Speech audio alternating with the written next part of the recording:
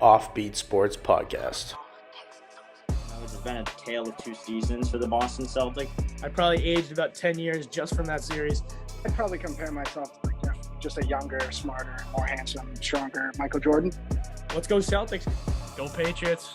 These are guys who, when you give them a bowl of Cheerios in the morning, they finish every last drop of milk. Absolute clown over here. I'm ready when you are, baby. All right, everybody. Welcome back to the OffBeat Sports Podcast. Today we are joined by Pete DeBoer, head coach of the NHL's Dallas Stars. Thanks for joining us today, Pete. Happy to be here. Thanks, guys. So prior to your coaching days, you were selected in the 12th round of the 88 NHL draft by the Maple Leafs. So how did it feel to hear your name called, and what did this moment mean to you? Well, a couple things. It was a long wait, I'll tell you that. The 12th round, I mean, they only have 7 rounds now, so you can imagine the wait, although we did have less teams. So, but, just the fact I got drafted was super exciting and a great honor. Really a lifelong dream. You grow up as a kid, you don't even think that's a reality growing up in the small town I grew up in. And to get drafted to my hometown team, I was an Ontario kid, so Toronto was my team growing up. It'd be the equivalent of getting drafted by the Bruins if you grew up in Boston. So that was fantastic.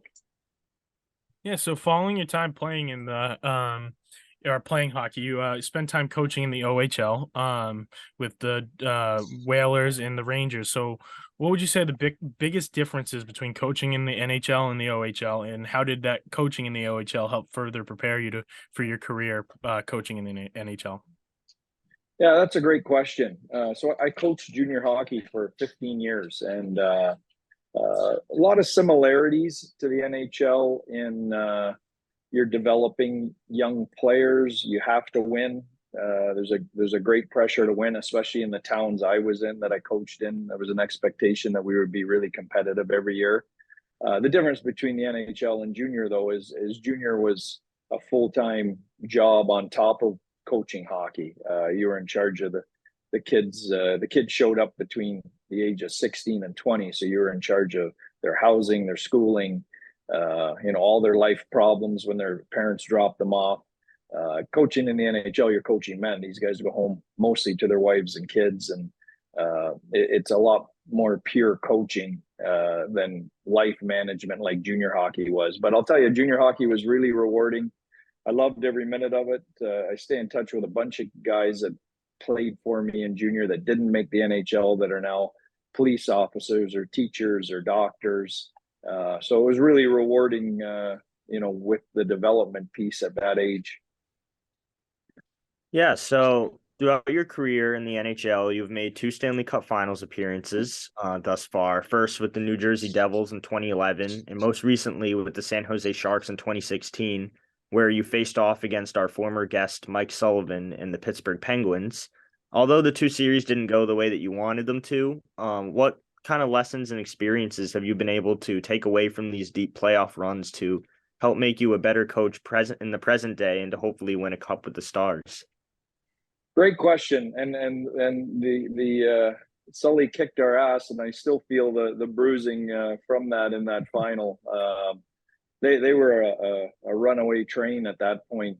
Pittsburgh, they were in the middle of back-to-back cups, and Crosby and Malkin were in their prime. That was a hell of a team. So, it was a great ride to get there. It was the first time the Sharks had ever been to the finals. All the great teams they've had over the years, it was their first trip to the final. We enjoyed it, but when you get that close and you lose, it doesn't make it feel much better. They only remember the team that wins at the end of the day. So we didn't get the job done, but we took some great strides. We had a great year. And I think what you learn as much when you lose as you do when you win. And what you learn is, one, how difficult it is to win a round of playoffs in the NHL. And then to win 3 and get to a final and be the last 2 teams standing is really, really tough. And if you get to that point, you really want to take advantage of it if you go that far. And our group tried to. We hit some injuries, and we hit a real runaway train with the Pittsburgh Penguins at that point, and they were the better team and the rightful champions. Yeah, so you kind of have a reputation around the NHL for making something special happen in your first season as the head coach with a new team, first leading the Panthers to their second highest points total in franchise history back in 2008. Then you took over the Devils and Sharks and took them both to the Cup final your first years there. And this past season, you took the Stars to the Western Conference Finals. So, what kind of is your main mentality that you bring to each team that you coach? And why do you feel like your teams have always been so successful in your first year? Yeah, it's a great question. I think I've kind of been tagged with that. I'd also like to add my last year in San Jose, I got fired the next season midway. We got to the conference final. My second last year in Vegas, we got to the conference final. So, we have had success past my first year. I kind of get tagged with, you have success in your first year, and that's all anyone talks about. So, we have sustained it a little bit in some of those places, but there's no doubt. Been fortunate that the groups I've taken over when I've come into those situations, all those teams, New Jersey, San Jose, Vegas, and Dallas, all were stumbling a little bit. We're looking for a little bit of a spark. And, we were able to get them on track and excited pretty quickly and went on some really good runs in those places. So currently, your sons Jack and Matt are, which were former guests and friends of our podcast, are college hockey players. Jack having played at Boston University and now at Niagara, and Matt is now playing at Holy Cross. So, what has it been like to watch your boys grow and develop from youth hockey players to Division I players at the same time as your career has evolved? Yeah, it's a great question. I mean, obviously, very proud of them.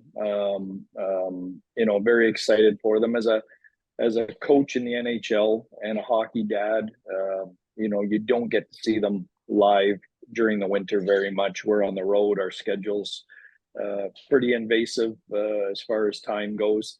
Thank God for online games and practices because there's not many that I either don't see live or see the next day in replay, so I can still give them the dad feedback that they dread every day after a game. But my wife gets to see them a lot more in person. But really proud of their journey. It hasn't been easy. We've moved around quite a bit. You guys can imagine you play youth sports, and if you're picking up moving to a different city every 3-4 years, new team, trying to fit in, new teammates, that's not easy. And we've asked them to do that 3 or 4 times along the way, and they managed to do that and still stay on track. And just proud of their journey. Yeah, so you've had the pleasure of coaching All-Star center Joe Pavelski on multiple teams throughout your career, first with the Sharks and now on the Stars. What is your relationship like with Joe, and how have you guys been able to build such great chemistry on 2 different teams to achieve success? Well, first off, it's a great question, Aiden.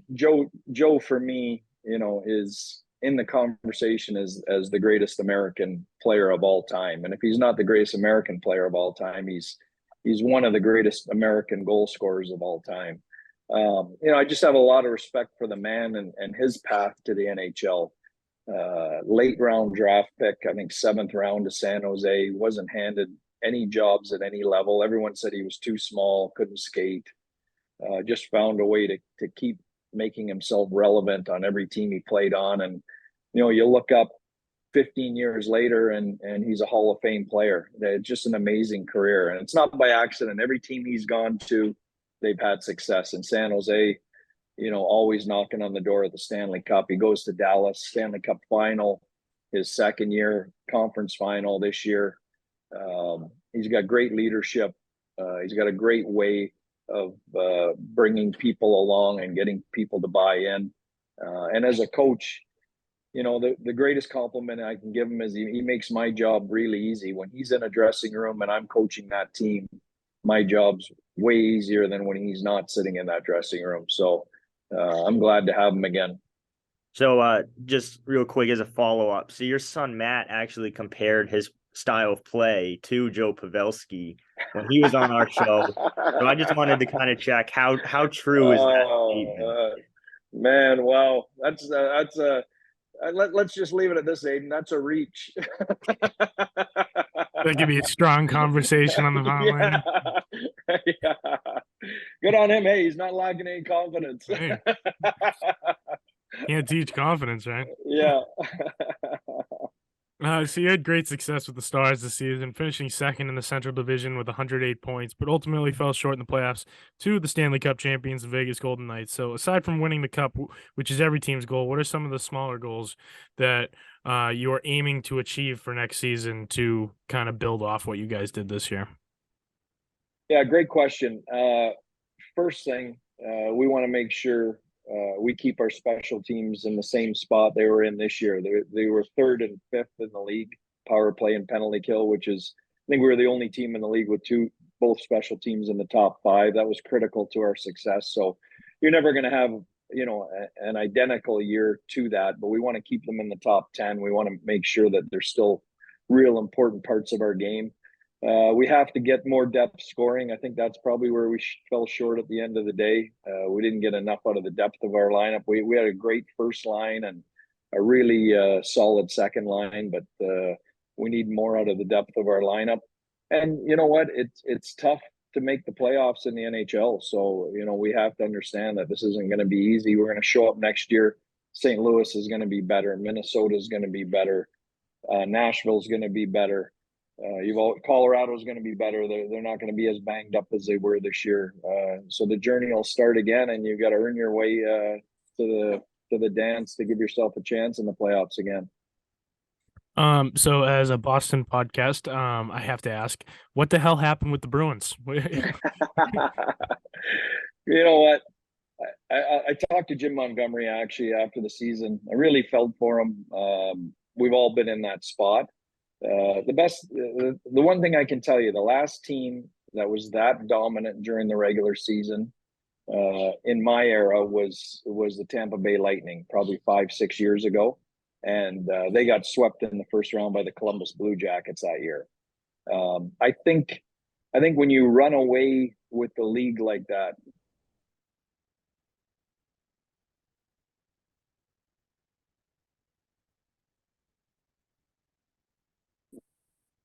when winning, lose a little bit of that edge, and you're playing teams in the first round of the playoffs that show up, that have been fighting for their life for months to get in or for positioning, and it's hard to get back to that level again. So, they're not the first team to have that happen to them.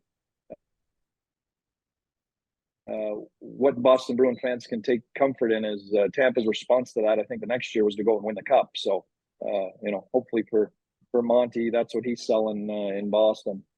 And do you think the Bruins are losing Bruce Cassidy to the Knights? Because you guys lost to the Golden Knights. So what made that Golden Knights team so special, and what did Bruce Cassidy do to take them all the way? Yeah.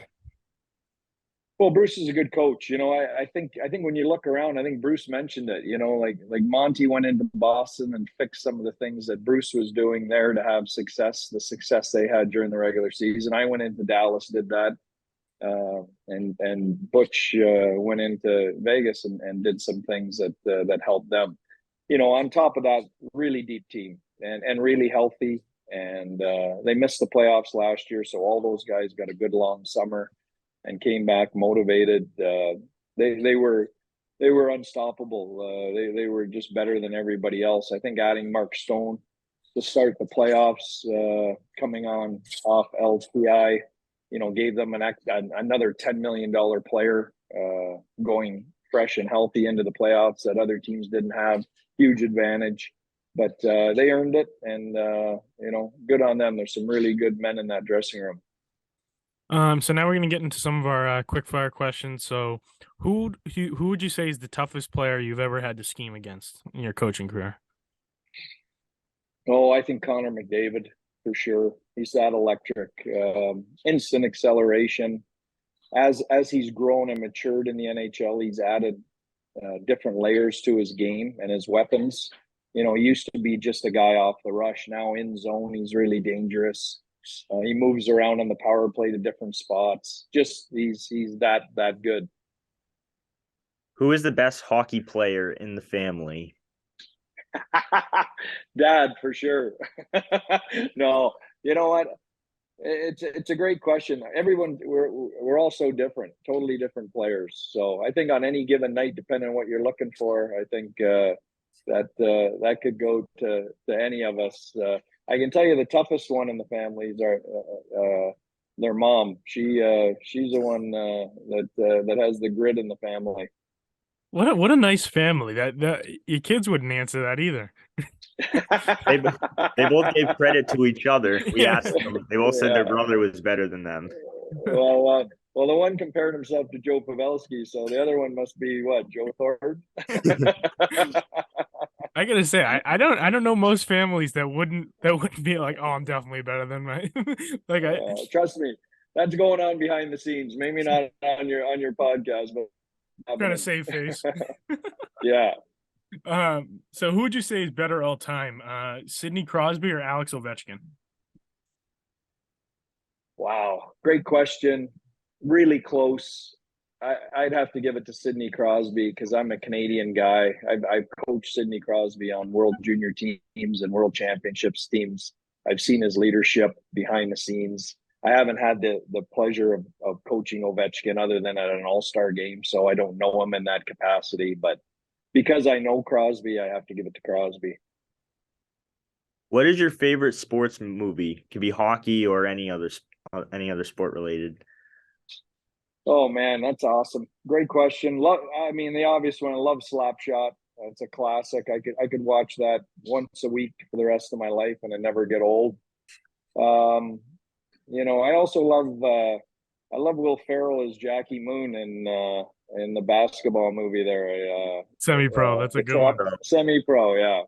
That one's like laugh out loud funny. So those are the two off the top of my head. Who would you say is the funniest player you have coached in the NHL? Funniest player, Joe Thornton, I think by far. Great character, great energy. Come to the room, smile every day. You guys will have to look it up, but I don't think I've ever seen him give an interview without his shirt on, without his shirt off. Sorry, like he literally would stop an interview, take his shirt off to continue the interview. For some reason, he liked to have interviews with his shirt off, and if you look him up on YouTube, he's always naked from the waist up. So some kind of quirky thing in his DNA, but just a real funny guy and great energy. Loved coaching him. If there's one thing that you could tell all the Stars fans that are watching this episode right now, what would it be? Just to have faith. It's the toughest trophy in pro sports to win, and they should be very proud, and I know they are very proud of the group and the entertainment and the blood, sweat, and tears that they gave them this year. It's a group that really cares, and they're going to be back. Hopefully we'd like nothing better than to bring a Stanley Cup to Dallas. So that's all we got for you. Thank you, Pete, for joining us. We really appreciate it. Thanks, fellas. Enjoy your summer. Thank you. Thanks everyone for watching and listening. Oh yeah. Oh, yeah, go for it. I got Matt here. He just walked in. So did you really compare yourself to Joe Pavelski? He's denying it. You got to pull up the clip. Yeah, we have the video evidence on the YouTube. We got the video. All right. See you guys. We appreciate it. So thanks everyone for watching and listening. Be sure to check us out on Instagram at @offbeat_sports and on TikTok at offbeat sports. And make sure you subscribe to our channel. Thanks for tuning in. Call them all Texas.